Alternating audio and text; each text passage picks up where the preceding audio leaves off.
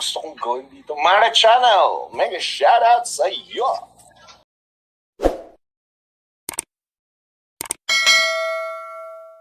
Hello guys, it's Mara again. Welcome to Mara Channel and welcome to Mara Kitchen. Magi-kitchen lang guys. Ang iluluto po natin ngayon guys is Arabic food na mupalak. Yung ano po, yung bulgur na kasama ang manok. Iluluto po natin siya. Papakita ko sa inyo kung paano po yung pagluluto ng mupalak. Chicken. Mupalak with chicken. Kumbaga bulgur na may halong manok. Kaya guys, ito na guys yung ingredients niya. Papakita ko sa inyo kung paano. Hello guys! Ito guys, gagawa tayo ng pagkain ng mupalak. Ito po yung bulgur. Ito yung bulgur. At ito may kawali ako dahil isasangag po natin yung ating bulgur. Ito po. Ngayon, ang kailangan lang po natin ay ito po. Isa't kalahating takal lang na bulgur. Ito po yung takalan dito.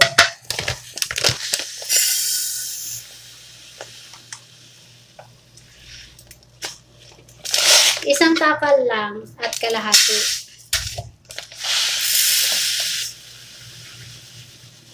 Ito po.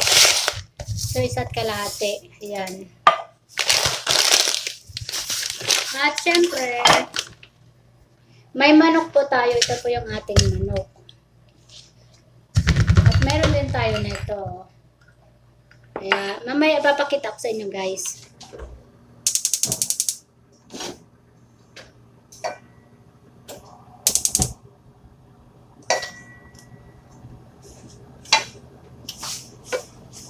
Hello guys, ito po yung natin, igigisa natin yung ating manok sa bawang at saka sa bell pepper. Ay, sa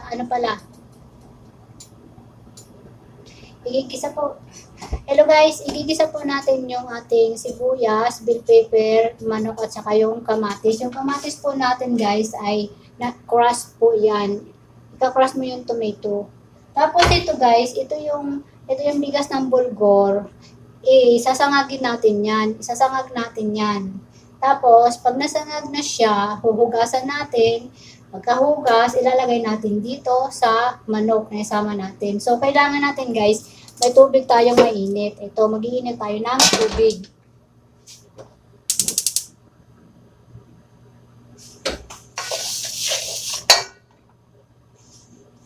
Igigisa po natin guys dito sa olive oil.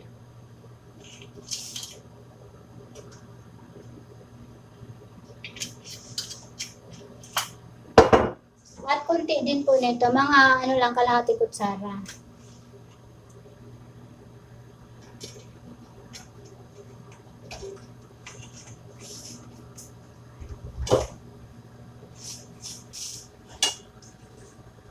Una nating ilalagay ay itong sibuyas.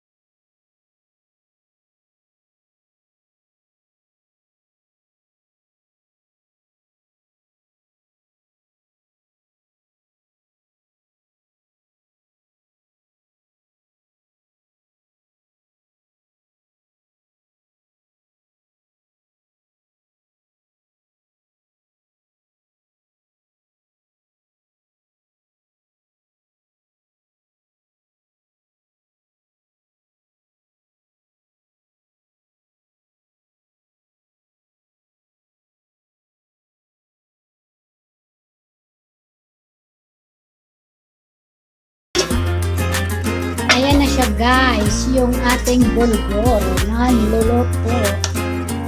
Malapit na siyang matuyo. Pag wala na siyang sabaw, pwede na siyang ihain.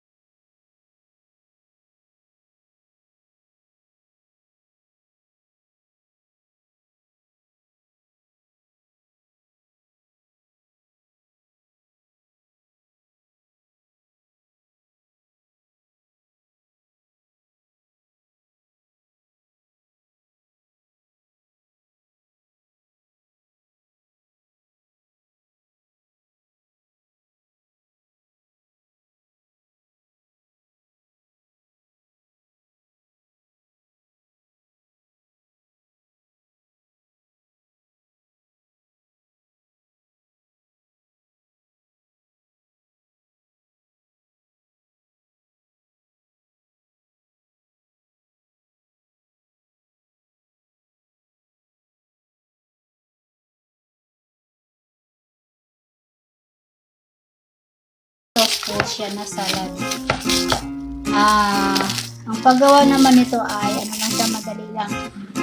Kamatis lang, isang kamatis, tapos 2 pipino, at saka itong lettuce na bali 10 panig na dahon ng lettuce yan, at saka kaunting kinayat na parsley. Ayan guys. Ayan. So, kompleto na yung kanilang lunch for today.